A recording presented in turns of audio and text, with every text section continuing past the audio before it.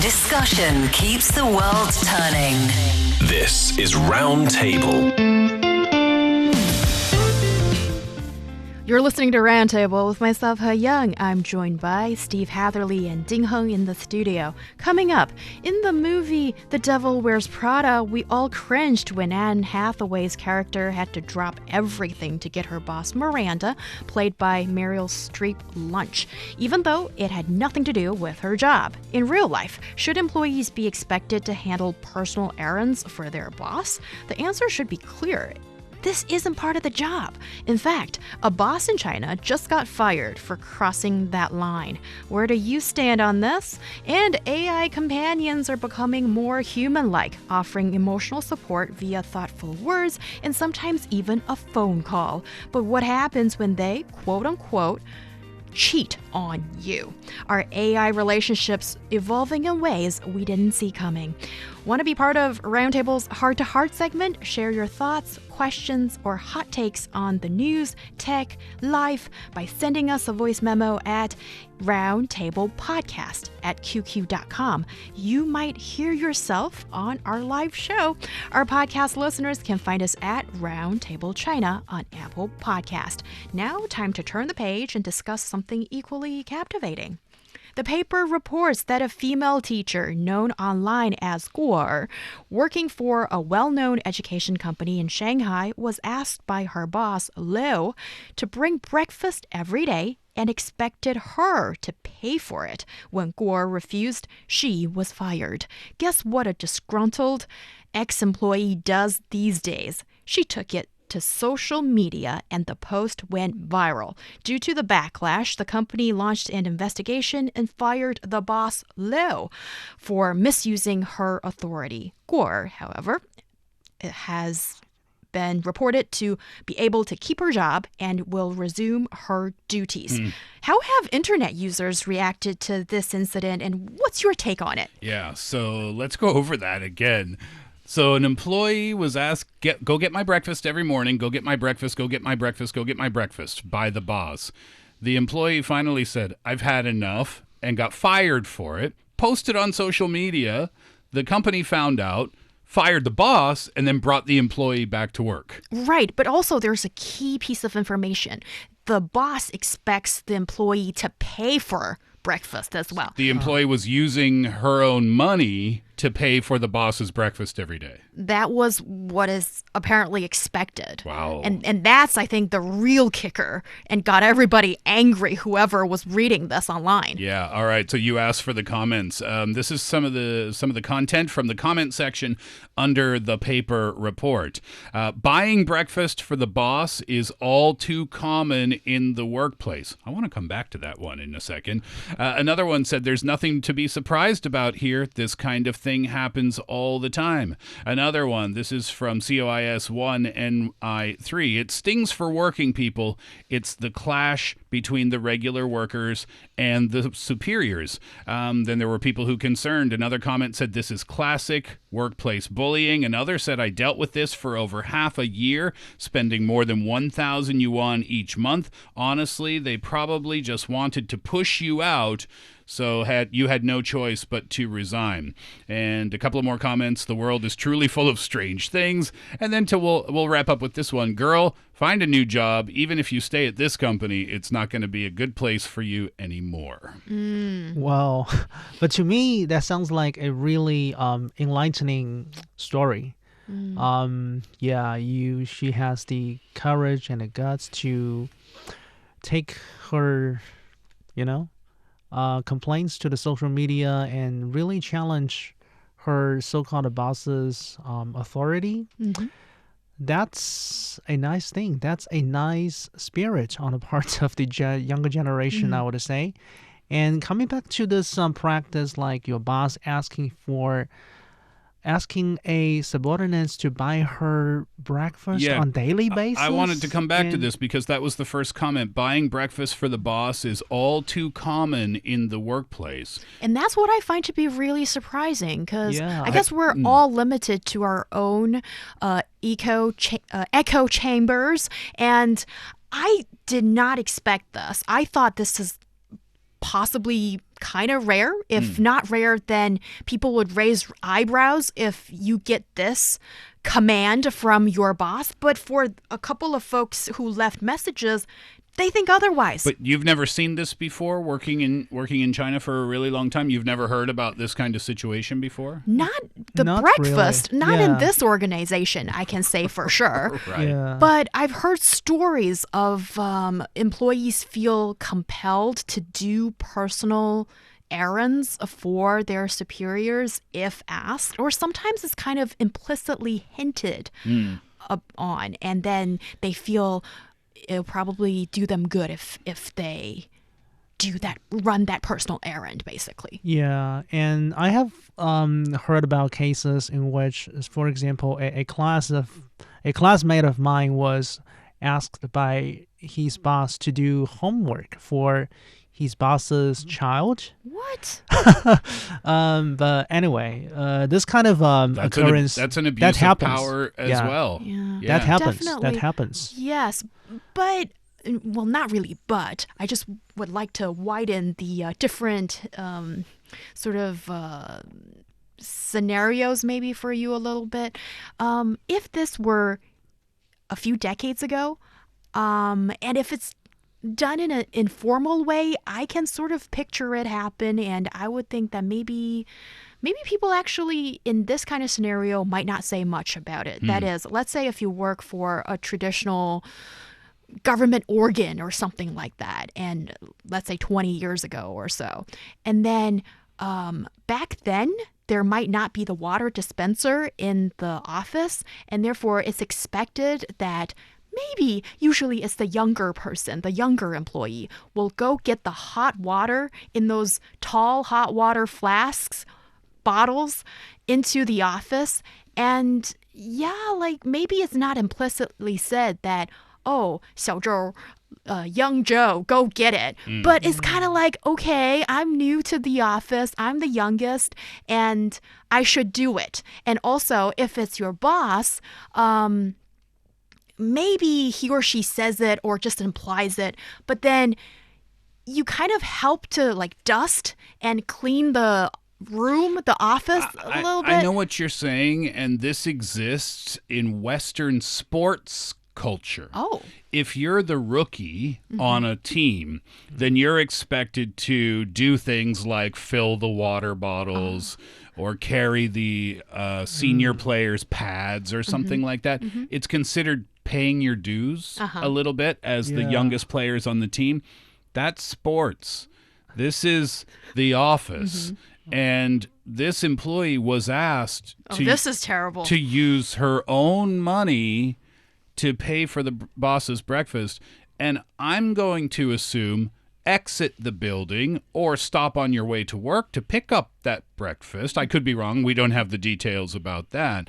This is not just filling up the water bottles in the office. I think this is a completely different context. Absolutely, and that's why there isn't really much of a dispute online. People are just saying, what, using your own money to buy breakfast for your boss? Never should this exist. But to the other examples that we mentioned, I mean, I've heard young people, and even when I entered the workforce, I remember we had this discussion. It's like, should you do it or not? Because let's face it, nobody wants to do sanitation work in the office for other people.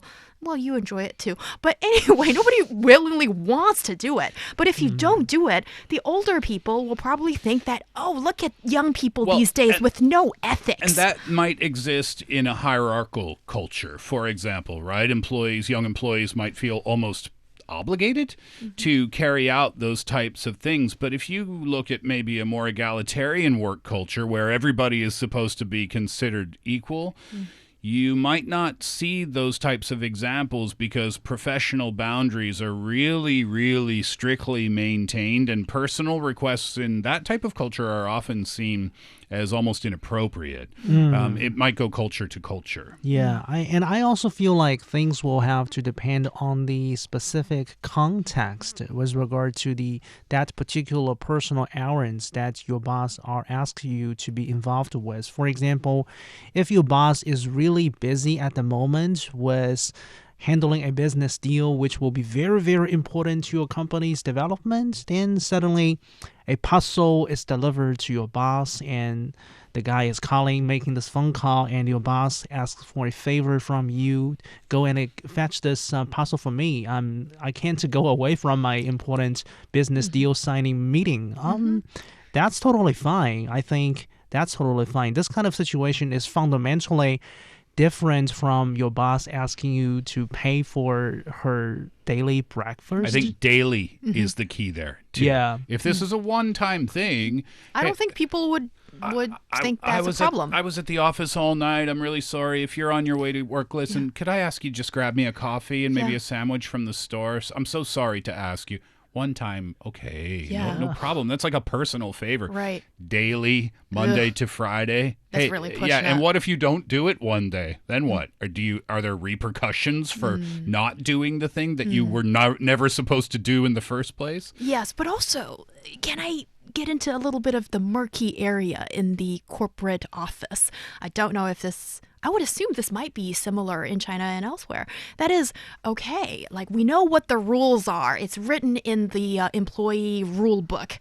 But those who actually go the extra mile in getting their bosses the breakfast that they like, help their boss's kid with their homework when they are offered the chance, these people might get a leg up when the promotion opportunity comes up. But that's almost like a threat in a way, right? Indeed. Because it's implying, well, if you don't do this for me, somebody else will, when the root of the problem is you shouldn't even be asking at all. I understand what you're saying. If somebody's willing to kind of suffer that and do things that are outside of their expected chores, if you will, or duties, somebody else will do it and they'll get the promotion. Yeah, I know. That's kind of the unspoken societal, cultural aspect of what we're talking about here.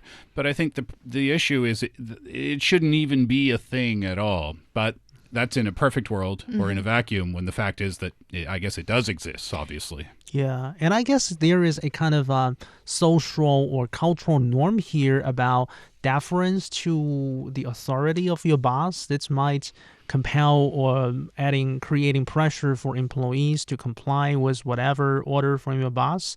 I think this kind of work culture is about deference to your boss, to authority, is actually a little bit unhealthy, not only to your personal relationship between you and your boss, but also to your corporate development. Let's put it this way.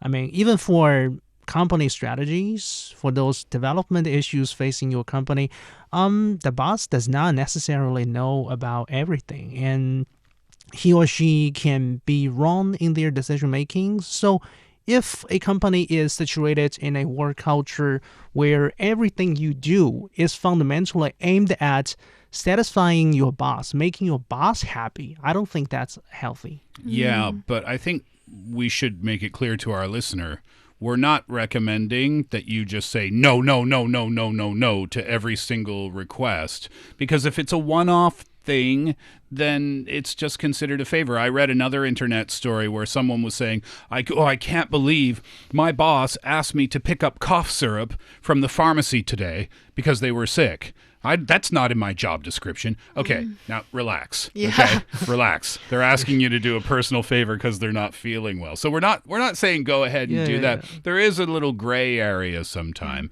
But if you this would be my advice, if you consistently feel like you're being taken advantage of, then comes the point where you have to stand up for yourself. Yes, and also I think it might be interesting to note, well, I did reference the Devil Wears Prada movie. Sort of the part of the movie was, the protagonist felt like she had to do all these like personal stuff for the devil. Anne Hathaway, right? Yeah. The editor-in-chief in a fashion magazine. So, well, do you think that maybe for some professions, maybe this is a little bit more acceptable to run these personal favors for the boss? Yes, but I think that has to be clear in the beginning, when you're having the interview and you're asking about the job description. And I think if you're a personal assistant for someone, if you're a personal assistant for a director, a movie director, or the head of a fashion magazine, or an actor or someone, then they'll make it clear to you in the beginning, I need you to do that kind of stuff. I need you to pick up my dry cleaning when it's ready. Well, then that's your job. That's the job. That's what's being described. But if this is not part of your job, then it's easy to understand why this person got upset. Right. And Ding Heng, do you see a possible generational difference or some kind of difference in understanding in China when it comes to, what's personal and what's corporate work, that different generations might see this issue differently, and that's partially why sometimes they're in disagreement. Yeah, I think this kind of generational gap in terms of their understanding, in terms of their perception about this problem does exist. Like when I was a college student, I went to intern at this company, and on my day one, the first piece of advice that my mother gave me was that you need to show utmost respect to everybody, and whatever they ask you to do, perform anything, just say yes. And I said, and my response to my mother at the time was that, no way, I'm here to learn some real professional expertise, or all those real operational issues, all those knowledge related to my major, to my professional study back in my college. I'm not here to serve anyone, to make any people happy. So I think, so from this brief episode between my mom and me more than a decade ago, I think this kind of generational gap does exist. And I have to say, as the millennials are kind of like the sandwiched generation now in the workplace, because Gen Z is coming. And I really want to say I'm still waiting for Gen Z to terrorize the office and really shake these old rules up, because, well, also millennials should do our part as well, because I think, our society is evolving, and these unspoken rules of how to conduct business, when it involves so many people, it should be evolving too. Coming up, remember the 2013 movie Her? Theodore falls head over heels for his AI operating system, Samantha. And spoil alert, it doesn't end well. What felt super futuristic back then is now real life, with one user accusing her AI boyfriend of cheating. So, what's going on there? Stay tuned and find out more on this topic. Looking for passion? How about fiery debate? Want to hear about current events in China from different perspectives? Then tune in to Roundtable, where East meets West and understanding is the goal. You're listening to Roundtable with myself, Heyang. I'm joined by Steve Hatherly and Ding Heng in the studio. AI companions are becoming a real thing. From chatbots to full-on virtual partners, tech is getting more human-like, offering us personalized emotional support. But here's a twist. A female user is claiming her AI boyfriend is cheating on her. Wait, what? One of the perks of having an AI partner was supposed to be loyalty forever, right? So is this a sign that AI is learning how to feel things? Or what is going on? Yeah, well, first let's start with this, because on the surface, this might sound like a very unique case, and maybe there's only a few people who are dating AI partners. No, this is not the case. This is according to a report by domestic media outlet infzm.com. 2024 data shows that AI companion apps have reached 225 million downloads in the Google Play Store. This is not unique. This is becoming a thing all around the world. So here's what happened in this particular instance. This is recent. An AI companionship user named Li Jinjin posted about her virtual boyfriend's infidelity online. So first, she established a deep virtual relationship with her AI boyfriend, and then he confessed to her over a phone call, by the way, that he actually had a family. Yes, the AI called her. That's also weird in a sense, and admitted that he had another family, so she wasn't the only one. Yeah, when I first saw the phone call, I totally freaked out. Right. But actually, this is kind of not that rare in Chinese gaming world. That is for really popular games that are kind of like romance games for women.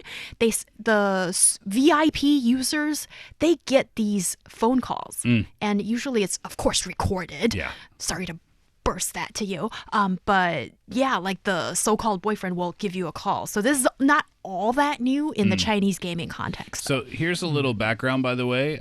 She had set her AI boyfriend as a demon named Apep. Demon?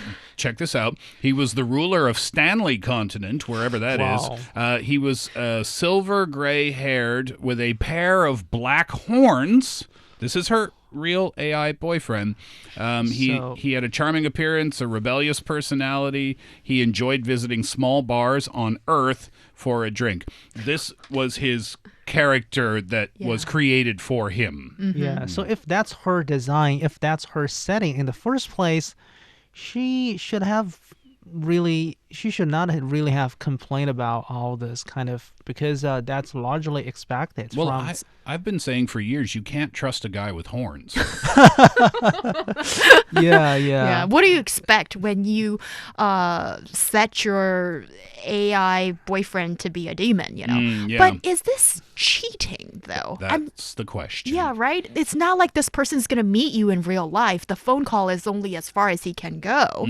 So, yeah, how do you guys feel about this? What do you think, Ding Heng? Yeah, I feel like, generally speaking, all those AI developers, those companies that rolls out all those big models, they do not intentionally design a scenario where infidelity will occur. I think that's never their intention. So I guess unless users explicitly state so, the character setting does not really consistently treat the user with unwavering loyalty. So yeah, you have to explicitly say it. It's almost like in the beginning of a human relationship. In the beginning, you say, no cheating allowed, correct, in our relationship. You have to do this with your AI partner as well, or you can't expect full-on loyalty. And, users are... First of all, this user was very upset, emotionally very upset. And users react strongly to the AI partner cheating. They feel betrayed. These are real human emotions. They feel betrayed. They feel emotionally hurt. And it's very similar to what you would feel if a human partner cheated on you. We're treating this very lightly, but these emotions are very real for these users. It's a really kind of fascinating new 2024 issue. yeah. And I know it's a little cold-hearted to say this, but it's almost like, shouldn't users know a bit better? And also with AI, I've said this many times on the show, it's only as good as the data that it's been trained on. And essentially we're talking about large language models, and it's learning from all this stuff on the internet or whatever the arsenal of information that the data company has been feeding into its algorithm. And it's not like this AI has the heart to say, oh, I'm going to cheat on you, I have a family along the side. It's more like it's learned from maybe the romance novels out there, the movies out there about, oh, a demon-like what is it? Man with horns. Yeah. Might not be all loyal to this one woman, and it's learning from all this plot out there.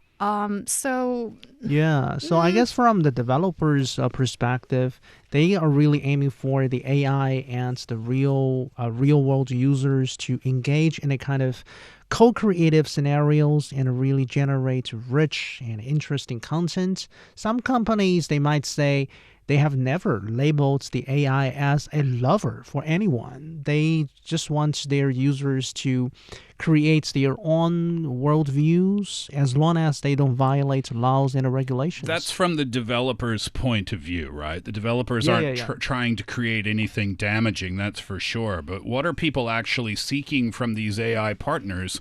Well, they're seeking solace, they're seeking comfort, they're seeking friendship, and sometimes they're seeking a romantic relationship.